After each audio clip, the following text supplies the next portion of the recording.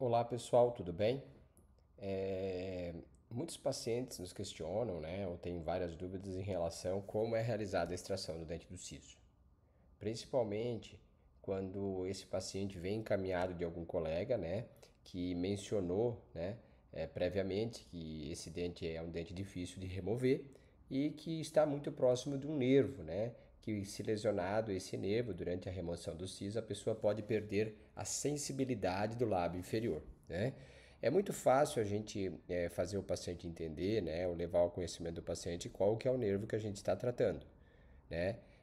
A gente está se tratando daquele nervo que quando o paciente vai fazer uma restauração na parte inferior, né, no maxilar inferior, na mandíbula, é anestesiado, né? E aí naquele momento o lábio fica dormente. É aquele nervo que a gente está se referindo, né? Só que hoje, claro, com a tomografia, com instrumentais cirúrgicos mais modernos, né? E com os avanços nas técnicas cirúrgicas, a gente consegue remover dentes com grande proximidade do nervo sem lesionar o nervo, tá? Como é esse caso que eu vou demonstrar agora, aonde a gente tem um siso, né? É um siso que está numa posição horizontal, ou seja, ele está deitado, como a gente pode ver, né? Nessas duas imagens, e o nervo está passando próximo dele. O nervo aqui eu estou vendo essa linha branca. Essa linha branca refere-se ao nervo, ou seja, isso aqui é uma reconstrução 3D da posição do siso na tomografia. No entanto, quando a gente vai para uma avaliação tomográfica em cortes, né? E nesses cortes a gente tem que imaginar como se eu estivesse fatiando uma laranja, né? E conforme eu vou fatiando, cada parte da laranja vai aparecendo individualmente, né? Eu consigo observar que nesse dente a gente tem três raízes, né? E eu também consigo observar que existe uma relação muito íntima entre o nervo e o dente, sendo que nessa linha branca ali, em algumas situações, existe um trajeto do nervo no meio das raízes, ali a gente pode observar, e depois um trajeto do nervo para o lado de fora das raízes, ou seja, o nervo está passando por vestibular pelo lado de fora em relação às raízes dentais. Então, a gente tendo essa relação em mente, conhecendo a técnica cirúrgica e com instrumentais adequados para fazer a remoção óssea e o corte do dente, a gente vai para o procedimento cirúrgico. Então, aqui é o primeiro passo, que após descolar a gengiva, a gente já consegue observar ali sob a gengiva o dente começando a aparecer, né? E aí a gente parte para uma exposição do dente, a gente faz o que? Uma osteotomia, a gente remove osso, né? Uma remoção óssea extensiva ao redor do dente e a gente expõe o dente, né?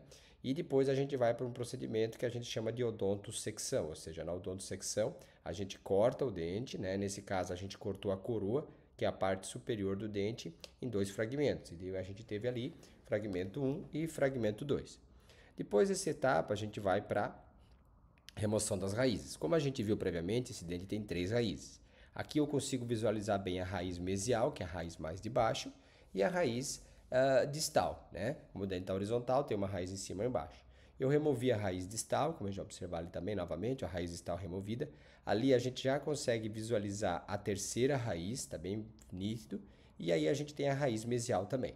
A gente nota que nesse procedimento não houve lesão da raiz do segundo molar, ou seja, a gente removeu o osso de maneira muito segura. Tá?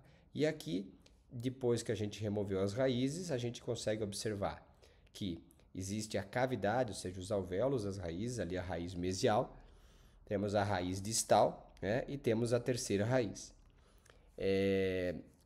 De maneira bem nítida também, né, consigamos observar que existem dois ramos nervosos, né?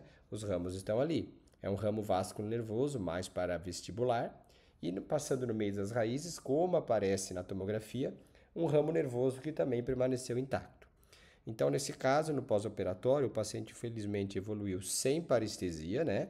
A gente conseguiu, através da remoção seletiva de estrutura dentária e estrutura óssea, garantir a preservação do nervo do paciente e a gente conseguiu o quê? Uma efetividade na nossa cirurgia, tá? Tratando o paciente, removendo um siso em posição horizontal que poderia vir a causar problemas ao paciente de maneira bem segura e efetiva.